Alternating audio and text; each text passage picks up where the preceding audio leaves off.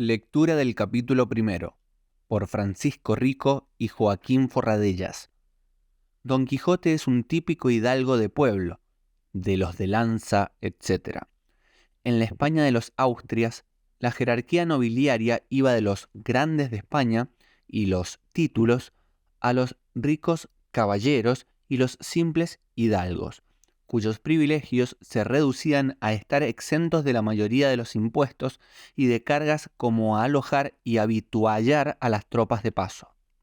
La nobleza de Don Quijote está confirmada por el respeto que con sus convecinos tratan al honrado hidalgo del señor Quijana, primera parte, capítulo 5, y, parece, también por sentencia judicial, de posesión y propiedad, primera parte, capítulo 21, y tiene el respaldo imprescindible de unas heredades modestas y cada vez más mermadas. Vendió muchas hanegas de tierra, primera parte, capítulo 1. Conserva 4 cepas y 2 yugadas, segunda parte, capítulo 2. 4 o 5 pollinos, primera parte, capítulo 26. Y 3 yeguas, segunda parte, capítulo 10, que le permiten vivir sin lujos ni demasiadas estrecheces. En el reinado de Felipe II, 1556-1598, el gran momento histórico de la nobleza era ya cosa de antaño. La función militar que en la Edad Media había correspondido a la caballería estaba ahora en manos de los ejércitos profesionales. Los nobles de mayor categoría o con fortuna saneada se aplicaron a copar los mejores puestos de la administración estatal y local, medrar al arrimo de la corte o disfrutar sus rentas, en la ciudad o en el campo, entregados al ocio y la ostentación.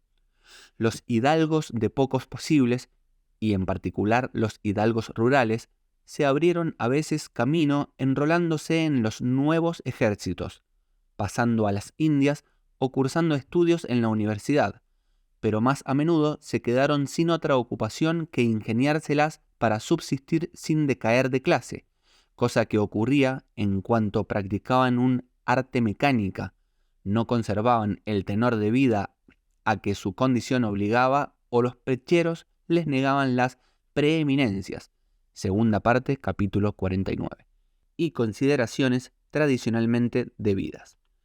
En cualquier caso, altos o bajos, todos los nobles sentían la nostalgia de las glorias guerreras y los esplendores caballerescos del otoño de la Edad Media, la edad de oro de sus mayores. En la corte y en las ciudades, una buena parte del tiempo se les iba en entretenimientos que remedaban los modos y costumbres de la caballería medieval. Amén de la caza, imagen de la guerra, por excelencia. Parte 2, capítulo 34. Torneos y pasos de armas, juegos de cañas, sortijas, entradas, saraos. Los libros de caballerías se contaban entre sus lecturas preferidas, primera parte, capítulo 49, porque alimentaban esa nostalgia y, con frecuencia, también porque daban pie a esos entretenimientos, dejándose imitar y recrear en ejercicios militares o que lo parezcan. Segunda parte, capítulo 17.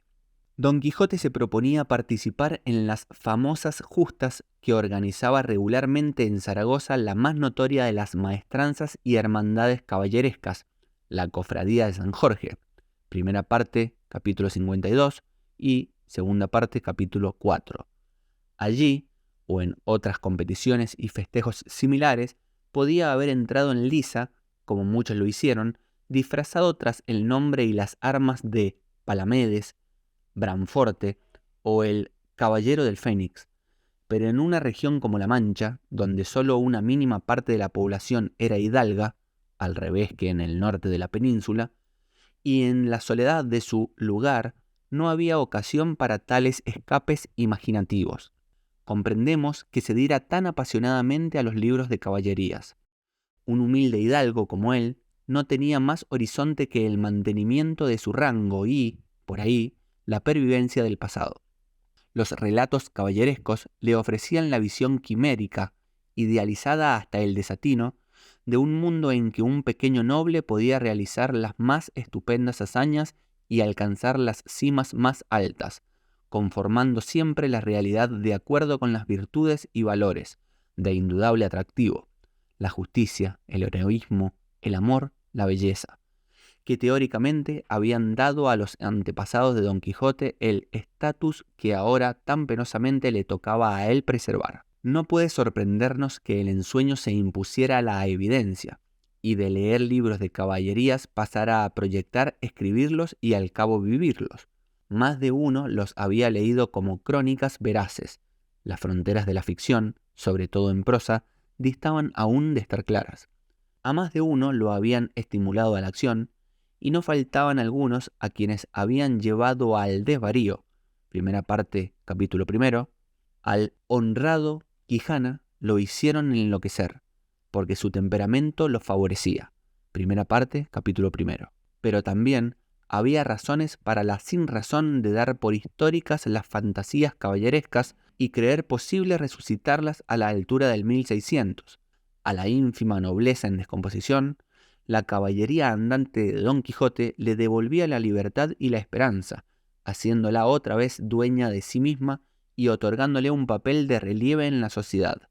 Ascendía inmediatamente de grado al mismo protagonista, quien de hidalgo se convertía en caballero y ganaba el don que no tenía, y, en definitiva, recuperaba el pasado como presente y lo proponía como futuro.